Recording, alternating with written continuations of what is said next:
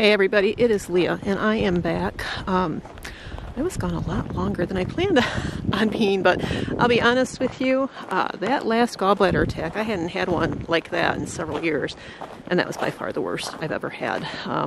Almost went to the ER, would definitely do it if it happens again. But right now I'm on the road to recovery from this one, and I've had a lot of bad things I knew weren't belonging in my diet as a gallbladder patient or sufferer, I guess a sufferer, that I've allowed back in. And I've allowed a lot of stress in my life, not dealing with it correctly, you know, letting it build up. So there are things that I can pinpoint and say, yeah, I can see where this came from. But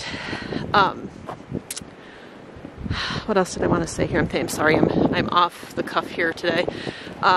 So I was on a 30-day challenge. I think I made it to day 8, or I was going to do day 8 when I got sick. And so I'm just going to start over. We're starting over today. 30 days, by the grace of the good Lord, we won't have any problems like we had last week. We'll be able to do this 30 days straight. And one of the things that I'm going to do, I'm going to start off right away because of the situation throughout the world right now, because of what's taking place in the U.S., because of the word that most of us don't want to say on YouTube because YouTube videos are being pulled. I just want to say, if you are not prepared for a situation, it can make things more frightening. All right, and especially in a situation we've never experienced in our life.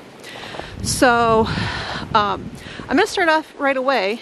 I might do one later today, or I might wait till tomorrow, but the first video is going to be on how to prep for things like this when you don't have any money or very little money, and you know that you have to choose the most essential things.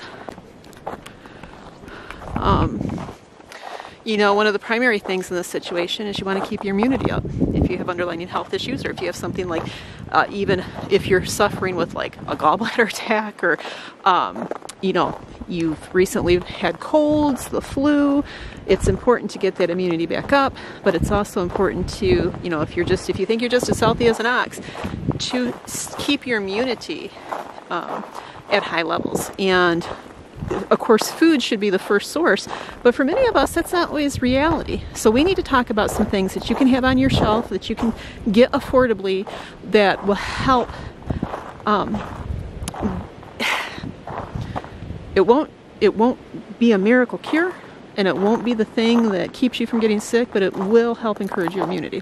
So, okay. So I just want to let everybody know, thank you for your patience. Thank you for everybody that sent me messages, everybody that left comments, inquired what was going on. I appreciate it. I appreciate all your prayers.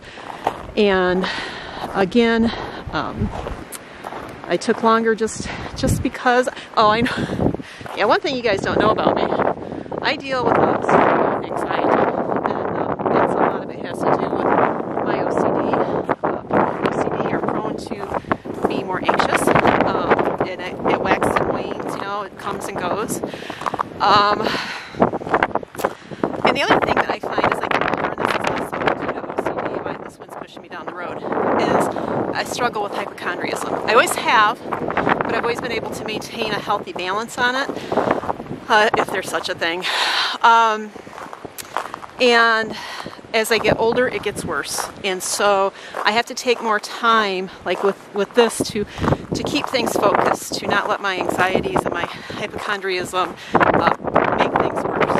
All right, so I guess that's it for today. Again, thank you everybody for your prayers and your concern. And we will talk to you on day 1. We're going to start day 1 again tomorrow. Please keep me in your prayers with this. I don't want any more surprises like we had last Tuesday. And we will talk tomorrow. God bless.